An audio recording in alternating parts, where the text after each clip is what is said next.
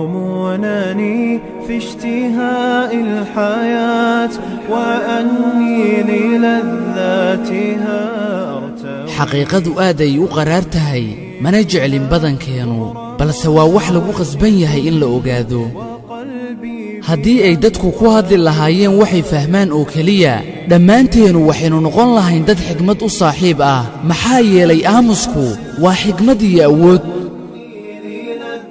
farxaddu waxaan ka raadinaa meelo dhib badan kadibna haddii aan si fiican u sii eegno waxaynu ka helaynaa waxyaabo sahlan oo inoo dhow.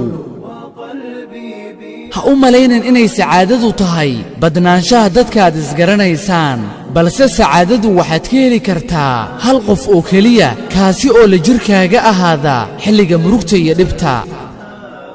murugooyinka qaar uma baahna keliya waxaanan ka ahayn inuu garabkaaga qabto saaxiib kaasi oo kugu yidhaahda aniga ayaa ku dareemi karaa xitaa dadkoo idil haddii ay ku fahmi waayaan. haddii ay dadkoo idil kaa soo horjeestaanna anigu waxaan ahaan doonaa midka keliya ee safkaaga istaaga. qaar badan oo inaga mida waxay aaminsan yihiin in nolosheennu ay ka wanaagsan tahay nolosha dadka kale. qaar kaloo inaga midana waxay aaminsan yihiin in nolosha dadka kale ay naga wanaagsan tahay. intaasi oo idilna waxaa u sababa inaynu weynay hal shay kaasoo ah qanaacada. sidoo kalena waxaynu ilownay in waxa aynu milkinay oo aan haysanno ay ku jirto sirta farxadda. markasta adigu ahaw mid hadalkiisa uu cad yahay yacni waa inay caddaataa runtaada hana noqon qof isticmaala hal weji ka badan. qofkii si dhaba kuu doonayo wuu kuu imaanayaa si kastoo aad tahayba.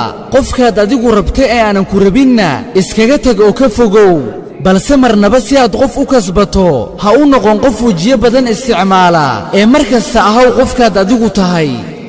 وتنهال أسرارها في الفؤاد تناديك شوقا فتحبو إليها تهيم بنزواتها في ابتعاد.